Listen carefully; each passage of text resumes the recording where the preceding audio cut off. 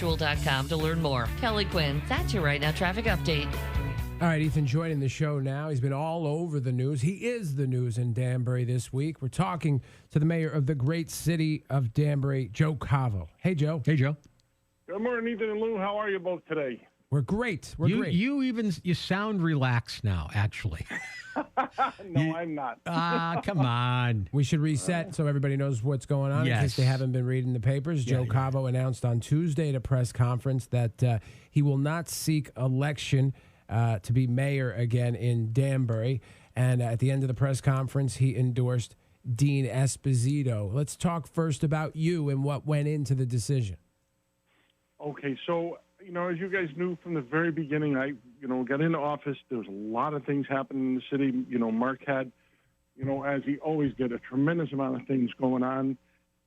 And so, I got into office, besides trying to learn the ropes about being mayor, I was trying to get these things accomplished and just spent a lot of time just being focused on getting the job done every day. And that was what I felt was the most important because my service to the taxpayers was the highest priority on my list. And so I did that and, kept working on that. It kept pushing the question back about, you're running, you're not running, and just saying, look, I'm really not thinking about that. Really, I'm just going to be focused on the job at hand and the task at hand and get that done. And so, but, as time marched on, it started getting closer and closer.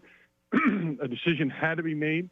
Whether I would run or not run. And, you and Ethan and I talked about a vision board early on when I first became mayor. And I had said, my vision board just got thrown behind the couch.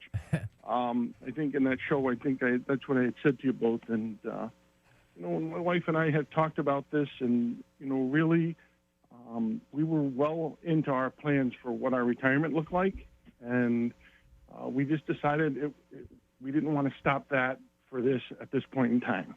Yeah, those involved in the process of local government in Danbury knew about you, of course, and your many years of service, but those who maybe are not involved or didn't pay as much as attention didn't know who you were, and we got to know you quick through your decisive, your quick decision-making, and you were very measured in all of it, and you had to make decisions really quick, and I think that you did an amazing job, and I just wanted to compliment you and ask you, did that lead to people in the Republican Party, did they apply any pressure and say, we really got something here, we'd like you to go for this?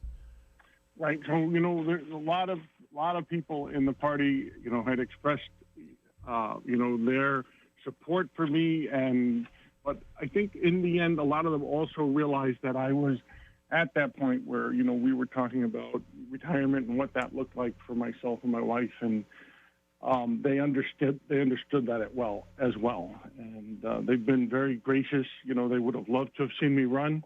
They had hoped that I would have run. But they also were very understanding, when I told them that my decision was that I did not want to do this. Joe Cavo joining the show. Now, I was surprised to hear you say that you want to go back to city council. I thought maybe you would be headed to full retirement. What about that? So, the thing is, I enjoyed my time on the city council as a council person. And I think part of what in later life, after I retired from the fire department, I enjoyed the part-time service and feel like, service to my community is just a big part of my life, and I want to continue to do that. I just don't want to do it in a full-time paid capacity, 7 days a week, and so going back on the council can be part-time. I can still do my things, and I can still serve my community, and so for me, it's a great balance, and I think it's where my service is best used. And this is a unique situation because, he's not seeking the office. So now the work that he does between now and then is all about what Joe thinks is best for the city. Right. And we don't often get to see that without some strings attached to it where people say, yeah, well, he just wants to get reelected. Right, Ethan? That is correct. Now, I'm going to ask you a question, and you can answer it or not answer it, okay? Okay. Would you say that being the mayor of Danbury, it's tough to have any kind of, recreational life, to go places, to visit. I mean, aren't you pretty much on call 24/7? Absolutely. The job is a 24/7 job. Right. I have 2 phones. 2 phones. Multiple emails, and it is just 24/7. Didn't that factor into your decision? Absolutely did. Yeah. Absolutely did. And so, when I sit back, I think about Mark Boughton doing it for 18 years, Right. and I'm just amazed, But, Mark had a different lifestyle, and Mark, lived and breathed politics, and his public service, second to none, and he just loved that, and I do too, to an extent. But I have a life as well. I have a wife, and my wife has children, and we want to be able to not miss these times and opportunities with them as well. But I also want to be fair to the citizens of Danbury. When we had our big secret meeting that was about nothing in Danbury, I just wanted to gather everybody together. You and Mark brought along Dean Esposito, and we had a chance to meet Dean for the first time. And now you've endorsed Dean, and the party seems to be backing Dean for mayor of the city of Danbury. From my understanding, well, talking to him just that day, I can say he's engaging, he's funny. But we learned from the last couple of days, we're hearing a lot of things about Dean, and that it reinforces that he's a funny guy. He's a smart guy. He loves Danbury. He grew up in Danbury. He was the town clerk, chief of staff. He's held so many different positions and had so many different roles. What can you tell us about what kind of leader he would be? So I think Dean, that if you were to put Mark, Dean, and I together, you'd be hard pressed to tell our styles really apart from one another. We're all very similar people. We're all about service to our community. Dean, obviously just loves, breathes, eats, does everything Danbury, and he tried for mayor several years ago against Mark as a Democrat, and as a lot of folks get older, they tend to morph over into being a little bit more conservative, and that happened to Dean as well. And so he switched parties, and but his desire to serve Danbury and his desire to be a great public servant has never changed. And so folks in Danbury would be very, very lucky if they get Dean Esposito elected as mayor of the city of Danbury this November. We all know that election season can get ugly, and the back and forth can be sharp and cutting. How do you think the Democrats will answer to that? Meaning, so Dean, they backed him to run against Mark, in the past. So now he's a Republican, and what do you think? How do you think they're going to handle that? That's an interesting wrinkle to the thing. I don't know about handling that, because one of my philosophies, I've run for office now, I think 9 times as a councilman.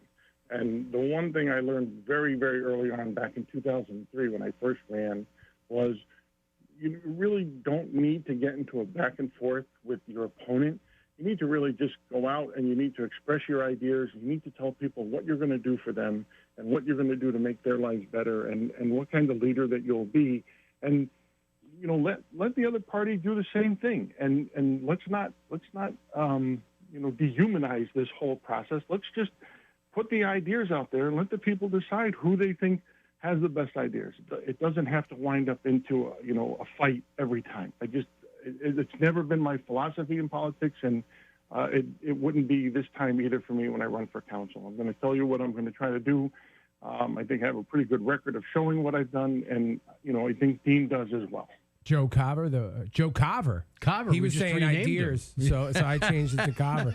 Joe Cavo, the mayor of the great city of Danbury.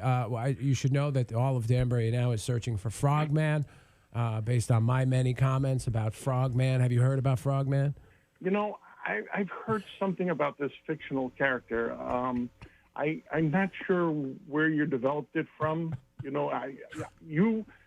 From the moment I walked out the door, you had your camera up in front, and it was facing the podium. So I don't know, where this supposed stare down happened and who this supposed stare down happened with, because you should have been focused on me at the podium. and so I don't know who you saw, But I think maybe, you also said something about you saw like a magician or a leprechaun or something. And, like, there were no leprechauns there, Lou. I'm really concerned sometimes, I worry about a lot of people. And a lot of Danbury residents sometimes concern me. You happen to be on that list. And no kidding. No kidding. Well, he has a tendency to exaggerate. I've actually identified the magician, so I know everybody's very worried that I'm going to identify Frogman, but we'll worry about that later. Okay. Joe Cavo, thank you for your time, as always. Joe. Gentlemen, thank you for having me on. And, it's been an absolute pleasure for me to serve in this capacity. And I, have 6 more months of work to go. And we're going to keep working every day for the people of Danbury and trying to make things better here. And we're going to keep calling you. Yeah, can't wait. Up until Day. All right. Thank you, Joe. All right. Have a great weekend. There you go. Joe Cavo. Okay. So now I'm still waiting to hear back on confirming Dean Esposito for tomorrow. So okay. I'm getting to the bottom of that right now as people continually send me Frogman suspect photos. Great. In other news, yeah. D wins the tickets to Alice Cooper. Glenn Buxton was one of, I didn't say if it was an original member. Any member. He's been a guitarist for the Alice Cooper band. She gets the tickets. Or he, I'm not sure which, from Naugatuck. Congratulations. Thanks for interacting with the Ethan and Lou radio show, okay? Yes, thank you. Okay, good comeback. 8:34, Ethan and Lou. Over the past